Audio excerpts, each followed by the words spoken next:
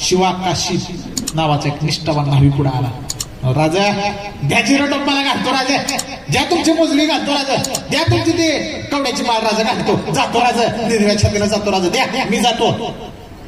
त्याचा हा उत्साह बघून शिवाजी महाराजांना आश्चर्य वाटलं की ते काय तिथे जाऊन त्यानं काय सरबत देणार नव्हता. थांब आलाय लय दिवसातून, चहा टाकतो, नाश्ताच करून जा. तिथं मरणच आहे साहेब, म्हणजे माहित आहे तिथं आता पाय दिला की उडणार आहोत, तरी बी जायचं. कसलं ताकद, कसलं धाडस आहे, काय कसला त्याग आहे. जगाच्या पाठीवर इतका त्याग आजपर्यंत कुठंच नाही पाहिला गेला जो शिवचरित्रात पाहिला गेला. आणि ते शिवा काशीत तयार झालं. शिवाजी राजालाच माहित होतं पुढे काय होणार आहे. शिवाजी राजाने मिठी मारली, आनंदीन घातलं. राहू दे शिवा, हे वेळ धाडस करू नको, आजपर्यंत मोठमोठी धाडस मीच गेलो, आजही जातो, जाईल मी, काय होतंय. तवा शिवा काशीत उतरला आणि राजाला म्हणला, राजा लाख मेले तरी चालतील, लाखांचा पोशिंदा चांगला पाहिजे. वाक्य शिवाजी राजांना शिवा काशीत म्हटलेला. राजा माझ्यासारखे 100 काशीत तुमच्यावर निछावर करू, पण जर शिवाजी नाही राहिला तर स्वराज्यच राहणार नाही. म्हणून हे तुम्ही आरंभ केलेलं कार्य हे मोठं होण्यासाठी तुम्ही जिवंत राहणं गरजेचं आहे. आमच्यासारख्या ज्या आत्महत्या कितीही झाल्या तरी तयार. कारण शिवाजी काशीच्या घरी लेकरबाळ नव्हती का, आईबाप नव्हते का, त्याला आयुष्य नव्हतं का, सगळं होते की.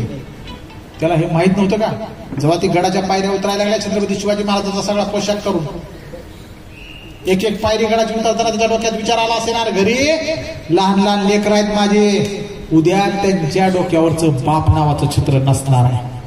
घरी माझ्या कुंकू अभिमान फिरवणारी माझी बायको, ती कुंकू उद्या तिच्या डोक्यावर दिसणार नाही. माझे आईबाप म्हातारे पोरके होतील लेकराला, त्यांना त्यांच्या पोटचा गोळा उद्या दिसणार नाही. हे सगळं त्याच्या डोक्यात होतं.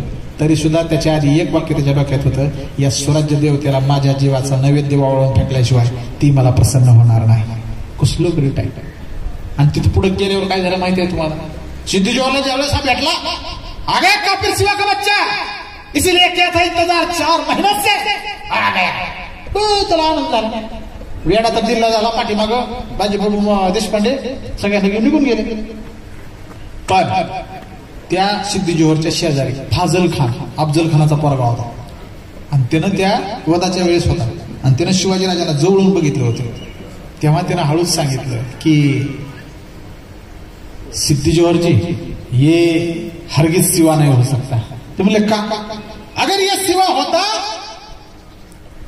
तो इसके माथे पर वार की खून होती जो इसके माथे पर दिख नहीं रही. ये तोतया है. हा शिवाजी नाही, 100% हा शिवाजीचा डुप्लिकेट आहे.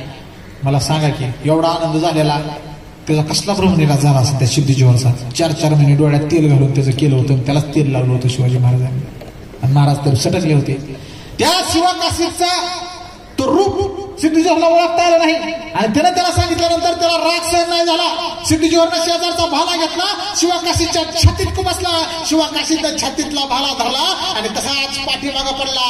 पडता पडता डोळ्यात डोळं घालून त्या सिद्धीजोहरला म्हणला, अरे सोंग घेतलेल्या शिवाजीराजाची पाठ तुला पाहता आली नाही, खऱ्या शिवाजीराजाची तर वापस सोडून दे, खऱ्या शिवाजीराजाची तर वापस सोडून दे. काय विषय आहे.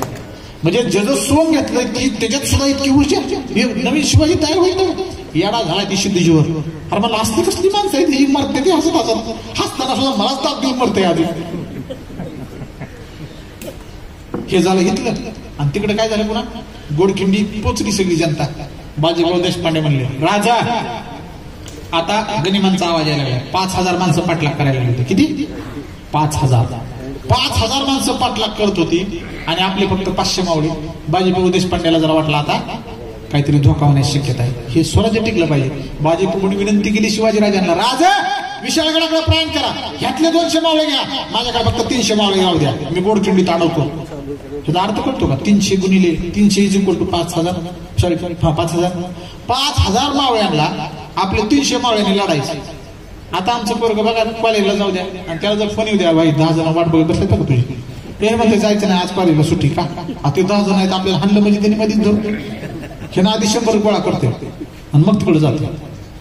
आणि आपल्या इतिहास काय सांगतो, 5000 जणांना 300 भिडले आणि चिरफाड करून सगळेचे सगळे नामोहरण केले. 1 इंच सुद्धा पुढे जाऊन दिलं नाही गोडखिंडीतून बाजीप्रभू देशपांडे, जोपर्यंत विशाळगडावर तोफेचा आवाज आला नाही. बघा, अरे आज त्या गोडखिंडीत जो रणसंग्राम झाला, पिक्चर तर बघितलाय तुम्ही, पावनखिंड.